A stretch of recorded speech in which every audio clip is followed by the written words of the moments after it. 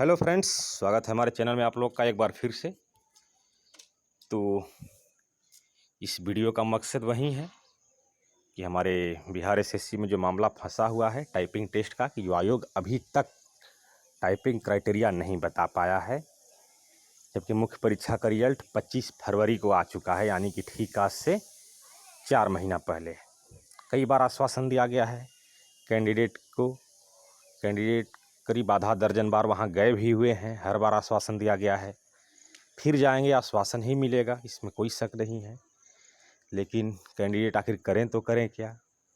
खैर, उस समय पर कैंडिडेट वो सब कुछ भी करेंगे जो आयोग चाहता है, जो पीटी रिजल्ट के समय करवाया था खुद। तो इसमें हम यही दिखाना चाहते हैं कि जो अभी 6ठी जेपीएससी परीक्षा रद्द हुआ है हाई कोर्ट के द्वारा, तो वह किस आधार पर हुआ है, एक एक पॉइंट पर मैं जिक्र करूँगा।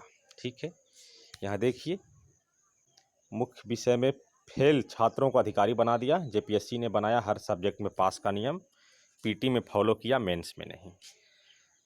तो देखिए, 6ठी जेपीएससी परीक्षा की 326 भर्तियों का हाई कोर्ट ने किया रद्द। पढ़िए हमारा इन्वेस्टिगेशन। पहली बार क्वालिफाइंग सब्जेक्ट के अंक भी मेरिट में जोड़े गए। हाई कोर्ट के आदेश पर नई मेरिट बनी तो बाहर होंगे लगभग 100 अफसर। झारखंड हाई कोर्ट ने 7 जून को 6ठी जेपीएससी की मेरिट लिस्ट रद्द कर दी। इससे 326 अभ्यर्थियों की नियुक्ति रद्द हो गई। हाई कोर्ट ने इसके लिए विज्ञापन की अस्पष्टता, ये देखिएगा, विज्ञापन की अस्पष्टता यानी कि विज्ञापन में स्पष्ट नहीं रहने के कारण और परीक्षा शुरू होने के बाद बीच में नियमों में बदलाव को आधार बनाते हुए जेपीएससी के मार्क्स कैलकुलेशन के तरीके को ही गलत करार दिया। अब समझ लीजिए कितना लाजवाब पैराग्राफ है। हाई कोर्ट ने इसके लिए विज्ञापन की अस्पष्टता, वही कहना चाहता हूँ, अगर विज्ञापन में चीज़ें स्पष्ट नहीं हो तो परेशानियाँ आएंगी ही आएंगी, और इस परेशानी का भुक्तभोगी आयोग ही होगा।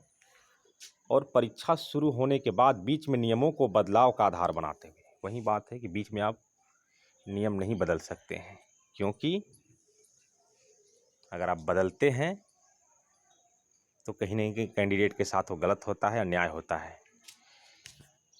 आगे पढ़िए। कोर्ट ने कहा कि परीक्षा के विज्ञापन में जो शर्तें थी उनका अनुपालन नहीं हुआ। बात सही है, वही हमारे टाइपिंग क्राइटेरिया में वही है कि विज्ञापन में तो लिखा है जिन पदों पर व्यवहारिक जांच परीक्षा निर्धारित है वही जगह पर लेना है, और आयोग सोच रहा है कि हम मैक्सिमम जगह पर ले लें। तो ये संभव नहीं है, सिर्फ स्टेनोग्राफी और पोस्ट कोड 16, 17 और 32 में ही निर्धारित है। पीटी और मुख्य परीक्षा में दोनों में समान तरीके से मार्किंग करने का प्रावधान था, पर जेपीएससी ने दोनों परीक्षाओं में अभ्यर्थियों के चयन के लिए अलग अलग तरीके अपनाए। इससे मुख्य विषय में फेल छात्र भी चुन लिए गए। एक्सपर्ट कमेटी के सुझावों को नहीं माना। रिजल्ट को चुनौती देने वाले की ओर से कोर्ट में बहस करने वाले राज्य के पूर्व महाधिवक्ता अजीत कुमार कहते हैं कि जेपीएससी ने बड़ी गलतियां की। इधर जेपीएससी के अधिवक्ता संजय पिपरवाल ने कोर्ट में कहा कि सुप्रीम कोर्ट में हमारी याचिका का डिसमिस फैसला, सरकारी विभाग का मंतव्य, एक्सपर्ट कमेटी की राय और रूल्स के आधार पर सभी विषयों को जोड़कर न्यूनतम कट ऑफ मार्क तय किया गया। पूर्णांक 1050 करने से क्वालिफाइंग मार्क जुड़ने की बात स्पष्ट था। विज्ञापन में था कि सभी पेपर अनिवार्य होंगे। विवाद पीटी के बाद हुआ, इसलिए नियम भी मेंस में बदले गए। देखिए, मेंस में नियम बदल दिए गए विज्ञापन के बाद, हालांकि ये सही नहीं है।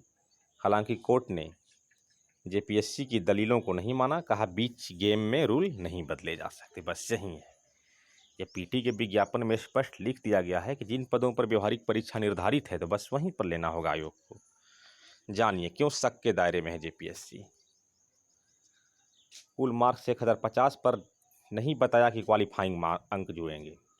विज्ञापन में स्पष्ट रूप से नहीं बताया गया था कि क्वालिफाइंग पेपर के भी मार्क्स जुड़ने हैं।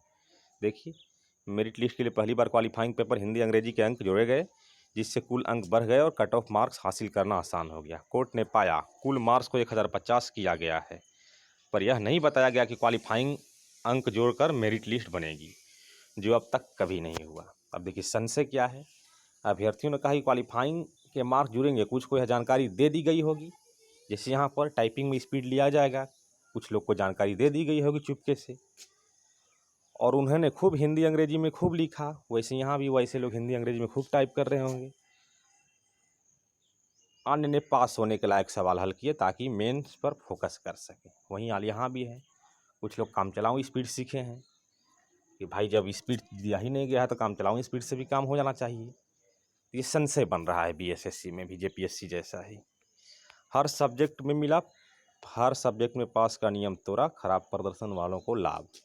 झारखंड हाई कोर्ट ने माना कि जेपीएससी के बीच परीक्षा में विज्ञापन की शर्तों को बदलने का अधिकार नहीं था। वहीं मैं बार बार जिक्र करता हूँ, उसने मेरिट लिस्ट बनाने के लिए नियम बदले, अलग अलग विषयों के लिए कट ऑफ मार्क्स तय नहीं कर सभी विषयों को मिलाकर कट ऑफ मार्क्स तय किया। वहाँ इंडिविजुअल हर एक पेपर में भी 40% जनरल कैटेगरी को लाना था और वहीं रिजर्व कैटेगरी को कुछ कम लाना था।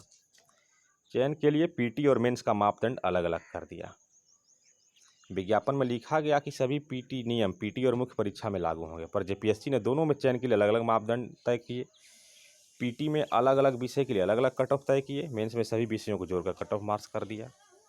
संशय, छात्रों का संशय क्या है? छात्रों की दलील थी कि गड़बड़ी जानबूझकर की, या वैसा ही था कि जैसे मैच से पूर्व तय हुआ कि 6 खिलाड़ी खेलेंगे पर बीच में 11 कर दिए।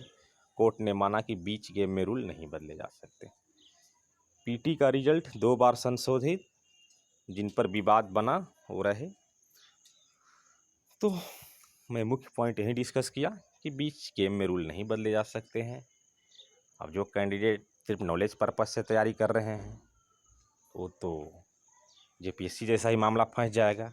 अगर नहीं बताएगा आयोग और जाकर डायरेक्ट परीक्षा में ले लेगा तो पहले बताता है तो भी मामला फंसता है, क्योंकि नियमावली में वैसा प्रावधान नहीं है। तो देखने वाली बात होगी आयोग क्या स्टैंड लेता है, लेकिन अभी तक सुस्ती नज़र आ रहा है उसका। तो कहीं न कहीं दाल में कुछ काला नज़र आ रहा है। तो मिलते हैं अगले वीडियो में। तो जो लोग चैनल पर नए हैं, अभी तक सब्सक्राइब नहीं किए हैं, तो इसको सब्सक्राइब ज़रूर कर देंगे। धन्यवाद।